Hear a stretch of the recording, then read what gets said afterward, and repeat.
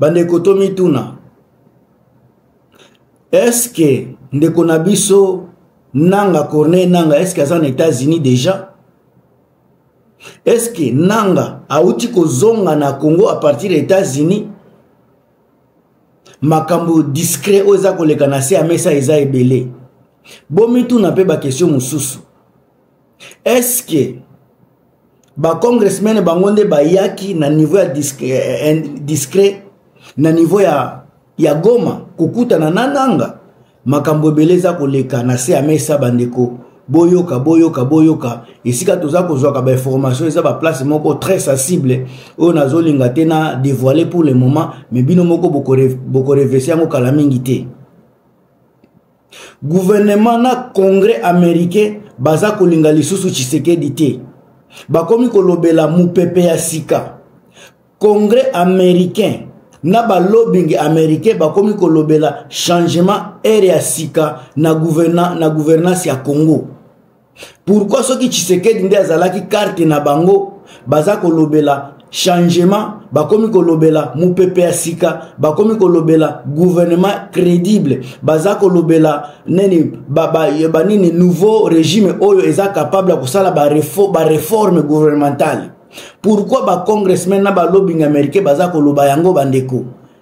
Bo comprendre que tangu ya Tshisekedi esi elekaki awa ndenge toza kosala émission ezana makambo eza kotambola ba processus ba organisation sa kosalema pona kotia Tshisekedi à l'écart sa makelele ebele.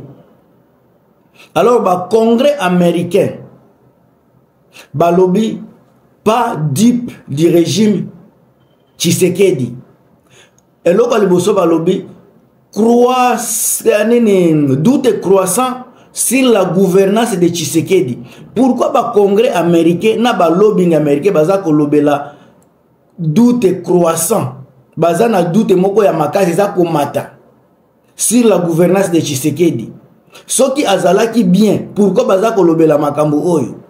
Bandeko Trump akosalaka jamais musala en absence ya ba lobbying, na absence ya ba congrès américain. Bango neska baza koloba baza na doute na kati ya gouvernance ya Tshisekedi.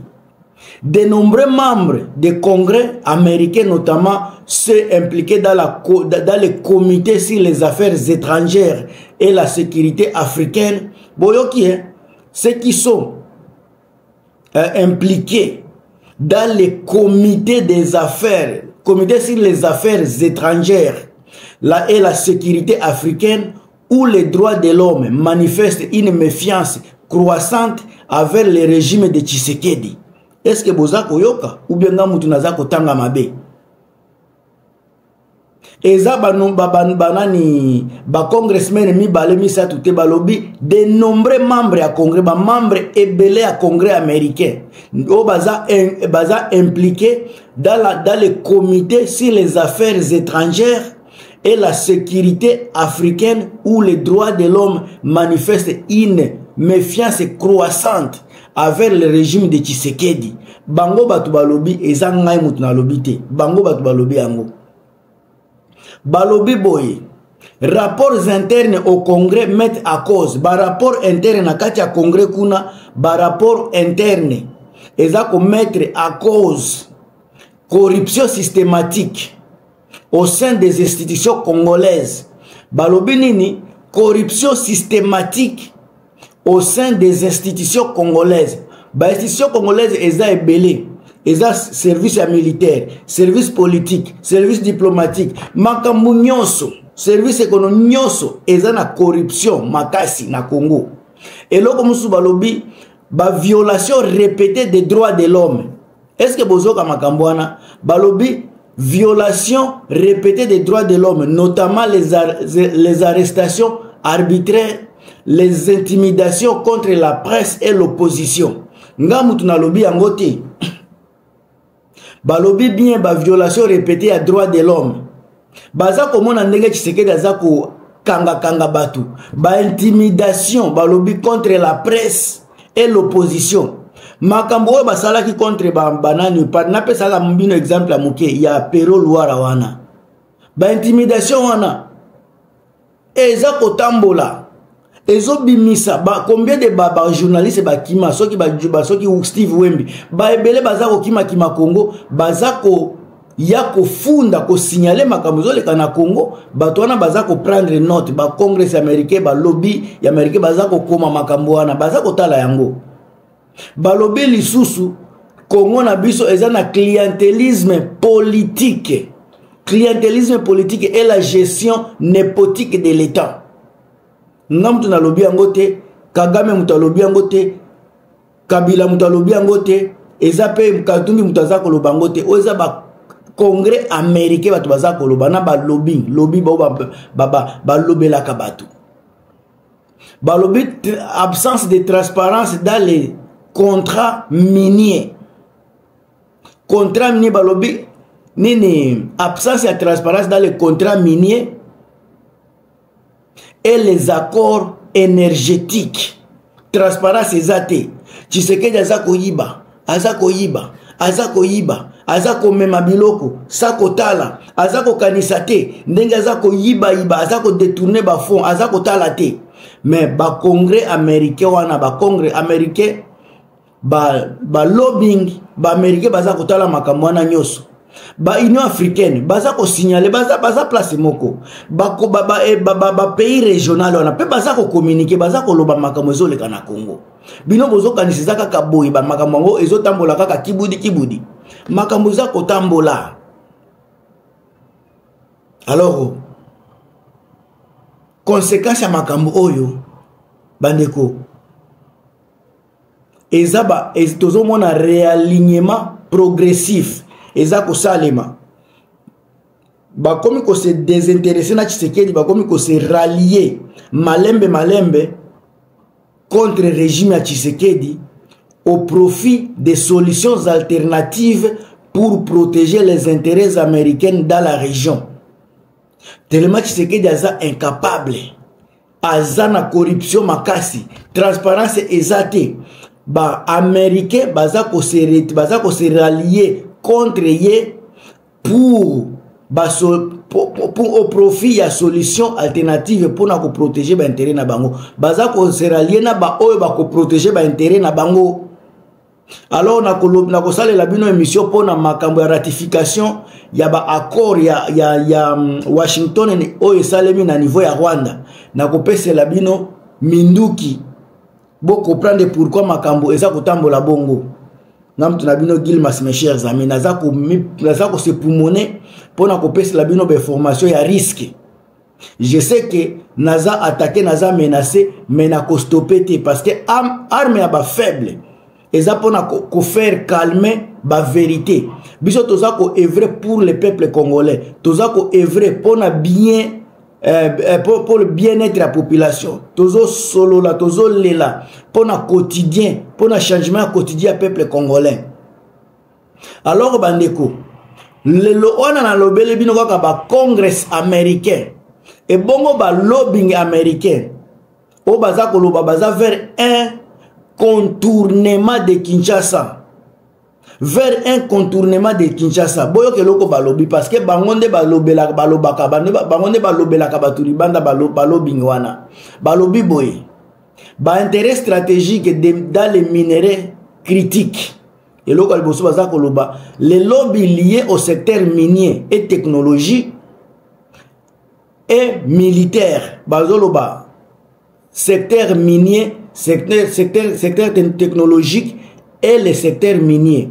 Surtout la technologie qui est ba Tesla, ba Apple, biloko bele wana. Alors bango secteur wana baza déterminé ya ko sécuriser accès des ressources stratégiques congolais. Baza déterminé cobalt, lithium, cuivre. Mais face au désordre de Kinshasa, boyo kalikambo sika. Face au désordre de Kinshasa, il privilégie les canons alternatifs. Boyo kayango bien. Alors ba canon alternatif wana eza ba canon nini? Balobi lobbying discret pour un corridor sécurisé via le Rwanda et l'est de la RDC.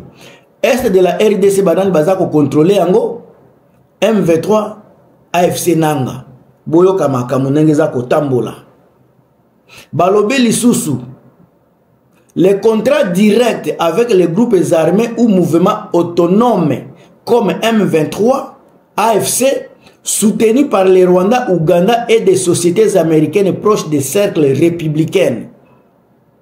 Pression pour une balkanisation économique de facto afin de sécuriser les zones minières de l'Est, ça passait par Kinshasa.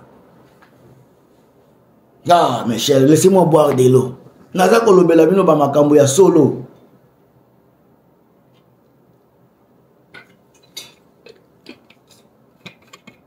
Makambo oyo naza koloba ngo parce que naza na posa ya changement ya ba Congolais, changement de vie. Alors, soki tosali conclusion na makamba ba lobbying oyo, na pesa ki bino conclusion ya ba congressmen. Conclusion ba lobbying na koloba nini? Les multinationales n'ont plus confiance à l'État central congolais et cherchent des partenaires plus fiables sur le terrain. Bon baza na terrain na est za banani M23 AFC nanga. Oh nazako kosa. Boyoki eloko wana. Même en dehors du gouvernement légal, ils sont prêts parce qu'ils ont besoin de ces matières-là. Alors, ce total makamusika ya Trump, na ba républicain baza koloba nini côté Tshisekedi. Approche na bango na kilelo na minute naza kusala vidéo. Et koki ko changer lobby, mais pona lelo pona sikoyo. Nazalo Trump approche na bango comme froid et transactionnel.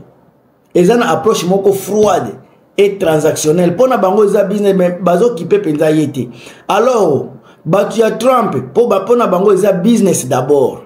Entourage de Trump et ses stratégies en Afrique comme Massad Boulos n'ont aucune loyauté idéologique envers Tshisekedi. Bazana loyauté wanate. Mais en évaluant la RDC uniquement sous l'angle des retours des surinvestissements et sécurité stratégique, Tshisekedi est perçu comme faible, instable et manipulateur. Bozomona, sa dépendance à des alliances africaines incohérentes.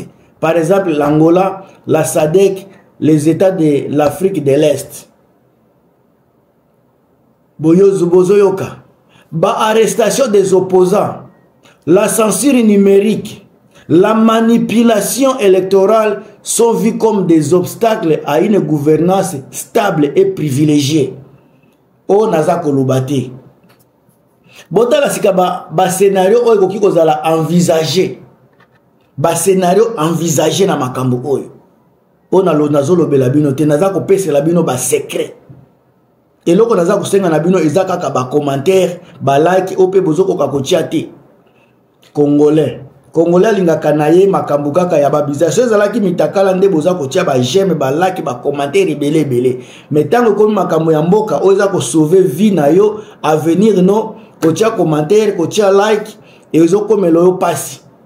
Alors to kopta na conséquence sika nini na kolo ba résumé na makambo ya non toza na scénario envisagé na makambo ya Trump.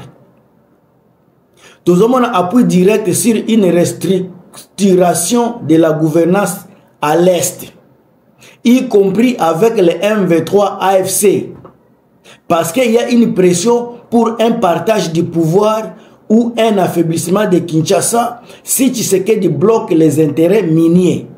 Bozoyoka makambo oyo, makambo eza makasi, makambo eza grave. Position américaine sikasi les Rwandais za nini?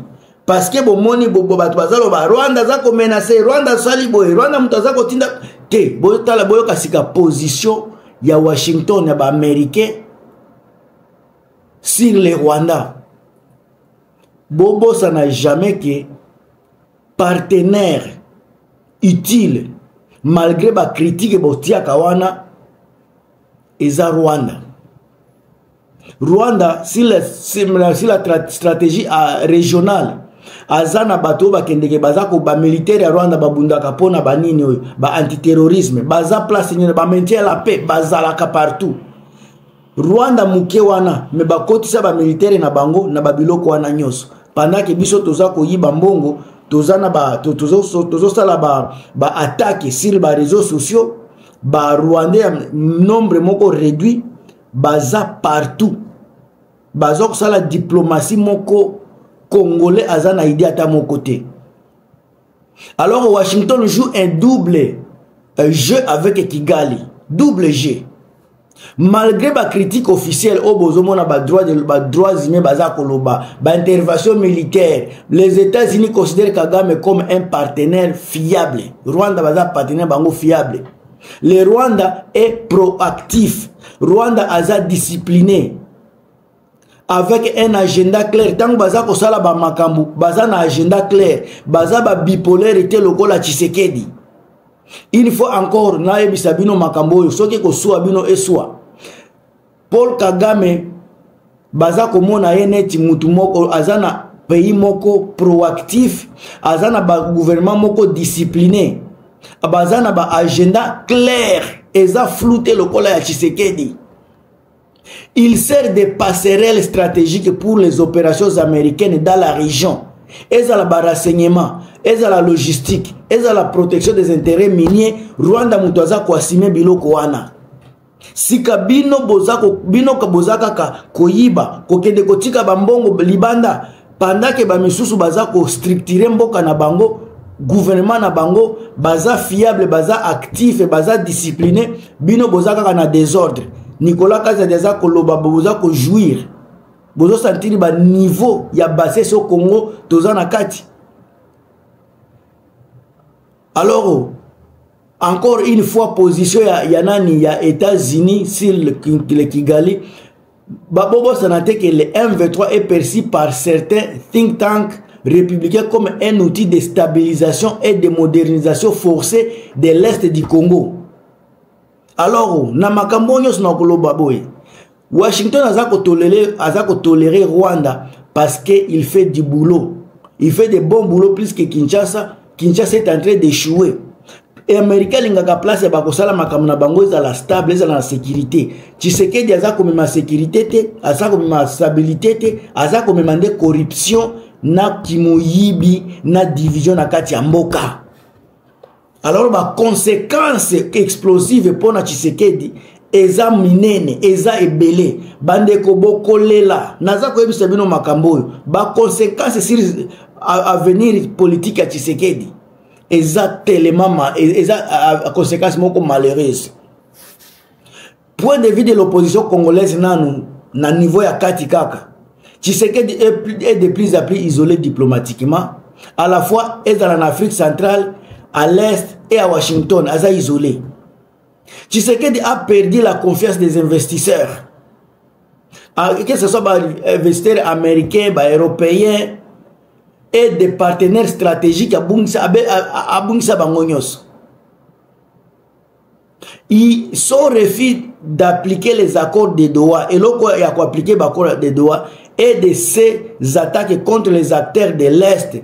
Ils ont renforcé l'opinion américaine dans un plan B post-Tshisekedi. Bataille bozomona ya ba généraux ya Est wana nyoso. Ba lobbying ya ba Américain baza kotala yango bandeko. Yango ba lobby refus ya ko appliquer ba accord ya Doha. Baza komona yango déjà on a ko sala bino lelo toza le 31 juillet 2025 toza que le premier. Ba refus waza komona ya ba lokuta bazole kanango na réseaux sociaux baza kotala ya ba refus application de Doha ko s'attaquer contre bactéries ya Est wana eza ko renforcer l'opinion américaine de plan B post Tshisekedi après Tshisekedi. Les lobbying républicains préparent une reconfiguration géopolitique et économique de l'Est sans attendre la fin de son mandat. Bon, c'est la mandat na yete pona ko préparer pour reconfigurer la situation géopolitique économique na mboka ya Congo. Baza na posa na makambo na te baza ko préparer.